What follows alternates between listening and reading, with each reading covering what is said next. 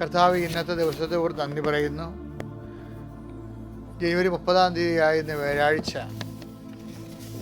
അങ്ങയുടെ തിരുമുറിവാളുന്ന വലതുകരത്താൽ അങ്ങയുടെ മക്കളുടെ ശിരസ് ആശീർവദിക്കപ്പെടുന്നു. കർത്താവിൻ്റെ കരുണ നിങ്ങൾക്ക് ആവശ്യിക്കട്ടെ. കർത്താവ്, നിൻ്റെ വിശുദ്ധ പൗരോഹിത്യത്തെ മഹത്വപ്പെടുത്തണമേ. കർത്താവ്, സഭയിലുള്ള സാന്നിധ്യം പ്രകടമാക്കണമേ.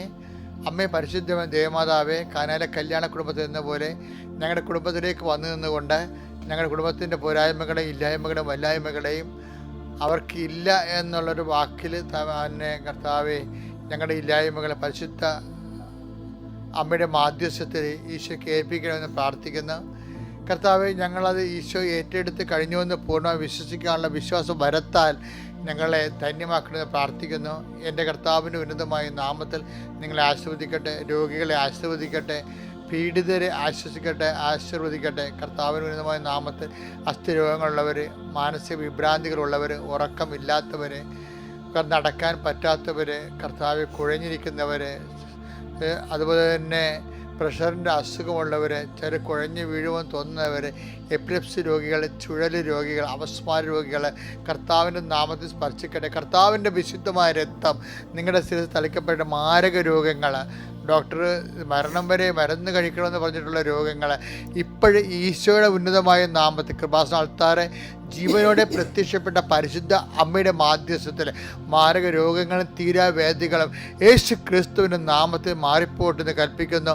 ജീവിത ഭാരങ്ങൾ അധ്വാനിക്കുന്നവരും ഭാരം വഹിക്കുന്നവരും എൻ്റെ അടുക്ക് വരിക. ഞാൻ നിങ്ങൾ ആശ്വസിപ്പിക്കാവുന്ന നല്ല കർത്താവെ, ഇപ്പോഴാശ്വാസത്തിന് വലത്ത് കരം കർത്താവെ അങ്ങയുടെ മക്കൾക്ക് അങ്ങ് നീട്ടിക്കൊടുക്കണം പ്രാർത്ഥിക്കുന്നു. ദൈവത്തിൻ്റെ കരുണ നിങ്ങളിലേക്ക് ആവശ്യിക്കട്ടെ. നിങ്ങളുടെ കഴിവിലല്ല, കർത്താവിൻ്റെ കൃപയാൽ നിങ്ങൾ ആശ്വസിപ്പിക്കപ്പെടുകയും അനുഗ്രഹിക്കപ്പെടുകയും ചെയ്യട്ടെ. എവിടെയെങ്കിലും ഞങ്ങളുടെ കഴിവുകളും കപ്പാസിറ്റികളും കുറഞ്ഞു പോവുകയും ഞങ്ങൾക്ക് ഉള്ള ക്ലെയിം നഷ്ടപ്പെടുകയും അവകാശം നഷ്ടപ്പെടുകയും ചെയ്യുമ്പോൾ കർത്താവ് നിന്നെ ഓർക്കാൻ, നിൻ്റെ വചനങ്ങൾ ഓർക്കാൻ, നിൻ്റെ വാക്ക് ഓർക്കാൻ, നിൻ്റെ വാഗ്ദാനം ഓർക്കാൻ, ആ വാഗ്ദാനങ്ങൾ നീ ഞങ്ങൾക്ക് വേണ്ടി നൽകിയിരിക്കുന്ന നിയോഗങ്ങളെ ഓർത്തുകൊണ്ട് നിന്നിൽ മാത്രം ആശ്രയിച്ചുകൊണ്ട് കർത്താവെ, ഞങ്ങളുടെ കഴിവിലല്ല നിൻ്റെ കൃപയിലാണെന്നുള്ള സുവിശേഷത്തിൻ്റെ ഏറ്റവും വലിയ വെളിപ്പെടുത്തൽ ആശ്രയിച്ചുകൊണ്ട് നിങ്ങളുടെ എല്ലാ കഴിവുകേടുകളും നിഷ്പ്രഭമാകുന്ന നിസ്സഹായമാകുന്ന എല്ലാ അവസ്ഥകളിലും കർത്താവ് നിറഞ്ഞു നിൽക്കട്ടെ.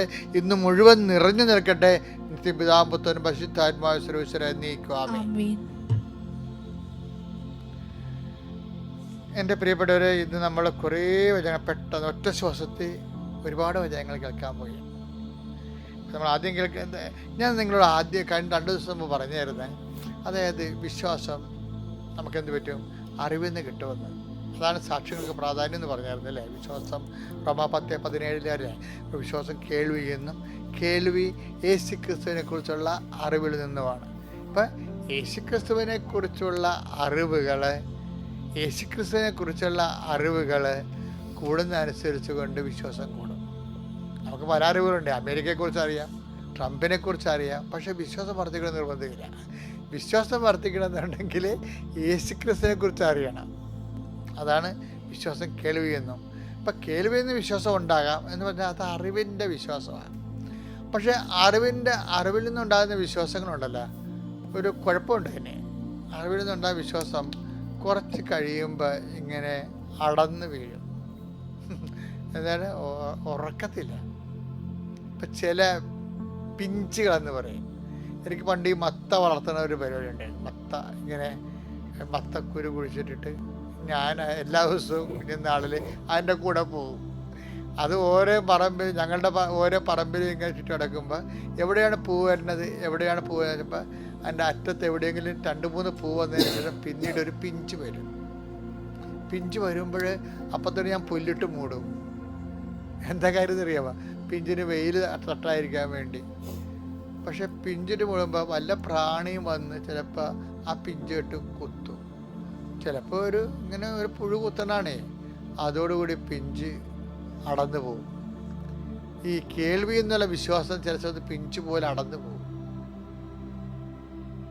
അതാ അങ്ങനെ ഒരു കുഴപ്പമുണ്ടത്. പിന്നെ രണ്ടാമത്തെ വിശ്വാസമുണ്ട്. എന്താണ്? പ്രത്യാശ. നമ്മളെ നിരാശരാക്കുന്നില്ല. റോമ 5:5 പ്രത്യാശ. അതായത് പണ്ടത്തെ അറിവുണ്ട്, ആ അറിവിൽ അനുഭവങ്ങളുണ്ട്, പക്ഷെ നമുക്കത് റിപ്പീറ്റ് ചെയ്തിട്ടില്ല. അപ്പം അഗ്നിശോധനയെ അതിജീവിച്ച വിശ്വാസമാണ് ആ പിഞ്ചാൻ അടന്നു പോകാൻ നിൽക്കുന്നത്. അഗ്നിശോധനയെ അതിജീവിച്ച വിശ്വാസം. അപ്പോൾ ഒരു വിശ്വാസം ഉണ്ടായി, പക്ഷേ ഈ പ്രാണി വന്ന് കുത്തണ പോലെ ഒരു കുത്തൽ വന്നാലും ചില പിഞ്ചുകൾ അതിനെ അതിജീവിച്ച് വളരും. കാരണം അതിൻ്റെ പ്രതിരോധ ശക്തി അതിൽ തന്നെ ഉണ്ടാകും. അപ്പോൾ നമ്മൾ വിശ്വാസത്തിൻ്റെ അതിജീവനത്തിൻ്റെ പ്രതിരോധ ശക്തി നമ്മുടെ ഉള്ളിൽ തന്നെ ഉണ്ടാകണം. അതെന്താണ്? ആ സ്നേഹം. വിശ്വാസത്തിൻ്റെ പ്രതിരോധ ശക്തി നമ്മുടെ ഉള്ളിൽ തന്നെ ഉണ്ടാകണം. ചില പിഞ്ചുകളെ ഇങ്ങനെ പ്രാണികളെ കൊത്തിയാലും അത് അടന്നു പോകാതെ അത് വളരും. എന്താ കാര്യം? ആ പ്രാണികളുടെ വിഷം കയറിയതിനെ പ്രതിരോധിക്കാനുള്ള ശക്തി അതിൽ തന്നെ പ്രകൃതി കൊടുത്തിട്ടുണ്ട്. നമ്മൾക്കും വിശ്വാസത്തിൻ്റെ കേൾവി എന്നുള്ള വിശ്വാസമാണെങ്കിലും പ്രതിരോധ ശക്തി നമ്മുടെ ഉള്ളിൽ ഉണ്ടെങ്കിൽ അതെന്താ പ്രതിശോധന എന്ന് പറയുന്നത്? ഗലാത്യർ 5:6 സ്നേഹത്തിലൂടെ പ്രവർത്തന നിരതമായ വിശ്വാസമാണ് സുപ്രധാനം. അപ്പൊ ആ പിഞ്ച് അടന്നു പോകത്തില്ല. ഇങ്ങനെ ഒരു ഹേമം തട്ടിയാൽ പോലും അതിനെ ഈ സ്നേഹം കൊണ്ട് പ്രതിരോധിക്കും. ചില ആൾക്കാർക്ക് വിശ്വാസത്തെക്കാൾ ഉപരി ദൈവത്തോട് സ്നേഹമായിരിക്കും. അപ്പോൾ സ്നേഹം ദൈവത്തോട് സ്നേഹം ഉള്ളിലുണ്ടെങ്കിൽ വിശ്വാസത്തിന് അല്പം മങ്ങൽ തട്ടി അടന്നു പോയാണ്ട് ആ പൗരവത്തിലാണെങ്കിലും നമ്മൾ അതിജീവിക്കും. അതാണ് അതാണ് അതിജീവിക്കും എന്ന് പറയണില്ലേ? 1 പത്രോസ് 1:7. കാരണം അഗ്നിശോധനയെ പ്രാണി വന്ന് കുത്തണല്ലേ പിഞ്ചില്. അതെ, അഗ്നിശോധനയെ അതിജീവിക്കുന്ന എങ്ങനെയാണ്? അകത്ത് പ്രതിരോധ ശക്തി ഉണ്ട്. അതാണ് അത് ഗലാത്യർ 5:6 അനുസരിച്ചുള്ള സ്നേഹത്താൽ പ്രവർത്തനക്ഷമമായ, നമ്മൾ പ്രവർത്തിക്കുന്നത് എന്തുകൊണ്ടാണ്? ദൈവസ്നേഹത്താലാണ്. അപ്പൊ സ്നേഹത്താൽ പ്രവർത്തനക്ഷമമായ വിശ്വാസത്താൽ നശ്വരമായ സ്വർണത്തേക്കാൾ അഗ്നിശോധനയെ സ്നേഹത്താൽ പ്രവർത്തനക്ഷമമായ വിശ്വാസത്താൽ അതിജീവിക്കുന്ന നശ്വരമായ സ്വർണത്തേക്കാൾ വിലയേറിയതാണ് പരീക്ഷകളെ അതിജീവിക്കുന്ന നിങ്ങളുടെ വിശ്വാസം. ഈ പരീക്ഷകളാണ് ഈ പ്രാണി എന്ന് പറയുന്നത്. പിഞ്ചിൽ വന്ന് പ്രാണി കൊത്തും. പിഞ്ചെന്ന് പറയുന്നത് എന്താണ്? പൂവിൽ നിന്ന് വിരിയുമ്പോൾ ചെറിയൊരു കാ പോലെ വരുന്ന സംഭവത്തിനാണ് പിഞ്ചെന്ന് പറയണത്. അപ്പം അതിൽ ചില സമയത്ത് പ്രാണികൾ വന്ന് കൊത്തുന്ന അഗ്നിശോധന ഉണ്ടാവും. ചില കായകൾ അതിനെ ചിലത് അപ്പത്തിന് അടന്നു വീഴും, ചിലത് അതിനെ അതിജീവിച്ചു കൊണ്ടുവരും. തണ്ട് മൂപ്പെത്തുന്ന വരെ അനുസരിച്ചുകൊണ്ട് പിഞ്ചുകൾ അടരാതിരിക്കും. മറ്റൊരു തണ്ടിന് മൂപ്പെത്തുന്ന വിചാരിച്ചുകൊണ്ട് ആദ്യം തണ്ട് ഇളയതാണെങ്കിൽ ചിലപ്പോൾ അടന്നു പോകും. അപ്പോൾ നട്ടല് എന്ന് പറയണതും തണ്ട് മൂപ്പത്തണെന്ന് പറയണതും അഗ്നിശോധന അതിജീവിക്കണമെന്ന് പറയണതും ഒരു വ്യാവഹാരിക ഭാഷയാണ്. എന്ന് വെച്ച് കഴിഞ്ഞാൽ നമ്മൾക്ക് ദൈവസ്നേഹത്താൽ നമ്മൾ ഊട്ടി ഉറപ്പിക്കപ്പെട്ട് കഴിഞ്ഞാൽ നമുക്ക് അതിജീവിക്കാൻ പറ്റും. അപ്പോൾ ദൈവം നോക്കണമെന്ന് വെച്ച് കഴിഞ്ഞാൽ ഇതുപോലെ അതിജീവിത വിശ്വാസമുണ്ട്, അതിജീവിച്ച വിശ്വാസം. അപ്പോൾ നമ്മൾ ഈ ക്രോണോളജിക്കലായിട്ട് വളരുമ്പോൾ നമ്മൾക്ക് ഒരു 10-20 വയസ്സ് 25 വയസ്സാകുമ്പോഴത്തേന് ചിലർക്ക് അതിജീവിച്ച വിശ്വാസമുണ്ട്. അവർക്ക് എന്ത് തകർച്ച വന്നാലും കുലുങ്ങത്തില്ല. എന്താ കാര്യം? അവർക്ക് സ്നേഹത്താൽ പ്രവർത്തനക്ഷമമായ വിശ്വാസത്തിൻ്റെ ആന്തരിക അനുഭവങ്ങളുണ്ട്. എൻ്റെ ദൈവം ഇതെവിടെയെങ്കിലും കൊണ്ടുപിടിച്ച് കെട്ടും, ഞാൻ വിഷമിക്കാൻ അനുവദിക്കത്തില്ല, അവന് നിർമ്മലൻ അഴിഞ്ഞു പോകാൻ അനുവദിക്കത്തില്ല എന്നൊക്കെ പറയത്തില്ല. അത് അനുഭവമാണ്. Take the metaphor. സങ്കീർത്തനം 16:10.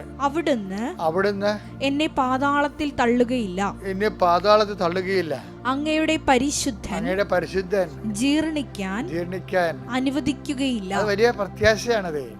അത് സ്നേഹത്താൽ പ്രവർത്തനക്ഷമമായ വിശ്വാസത്തിൽ നിന്ന് ഒരു വ്യക്തി നേടിയെടുക്കുന്ന പ്രത്യാശയാണ്. അത് വിശ്വാസം പ്രത്യാശയാൽ പരിപുഷ്ടമായിരിക്കുക. അതുകൊണ്ടാണ് തൻ്റെ നിർമ്മലൻ അഴിഞ്ഞു പോകാൻ അനുവദിക്കത്തില്ലെന്ന് സ്വയം പ്രഖ്യാപിക്കുന്നതിൻ്റെ കാരണം ഇതാണ്. സ്വയം ഉള്ളതൊരു പ്രഖ്യാപനമാണ് ശരിക്കും പറഞ്ഞാൽ. ഇതൊക്കെ പ്രാർത്ഥനകളെല്ലാം പ്രത്യാശ നിർഭരമായ പ്രാർത്ഥനകൾ സുവിശേഷത്തിൻ്റെ പ്രഖ്യാപനമാണ്. ആ ജീവിതം അതിൻ്റെ വാഗ്ദാനങ്ങൾ പ്രാപിക്കുകയും ചെയ്യും, തദാനുസാരമുള്ള വാഗ്ദാനങ്ങൾ പ്രാപിക്കുകയും ചെയ്യും. അപ്പോഴേ ഓരോ നിമിഷവും ദൈവം ആഗ്രഹിക്കുന്നത് അറിവിൽ നിന്ന് പ്രത്യാശയിലേക്ക്, നിൻ്റെ വിശ്വാസം അറിവിൽ നിന്ന് പ്രത്യാശയിലേക്ക്, വിശ്വാസം പ്രത്യാശയിൽ നിന്ന് ദൈവസ്നേഹത്തിലേക്ക്, ദൈവസ്നേഹത്തിൽ നിന്ന് അനുഭവത്തിലേക്കും അതിജീവനത്തിലേക്കും നീ അതിജീവിച്ച് വളരണമെന്നാണ് കർത്താവ് ആഗ്രഹിക്കുന്നത്. അതിനുവേണ്ടിയാണ് ഓരോരോ നെഗറ്റീവ് ഫീലിങ്സും അനുഭവങ്ങളൊക്കെ ജീവിതത്തിൽ വരണത്. അതിന് നിങ്ങൾ പോസിറ്റീവായിട്ടാണ് സമീപിക്കേണ്ടത്. Praise the Lord.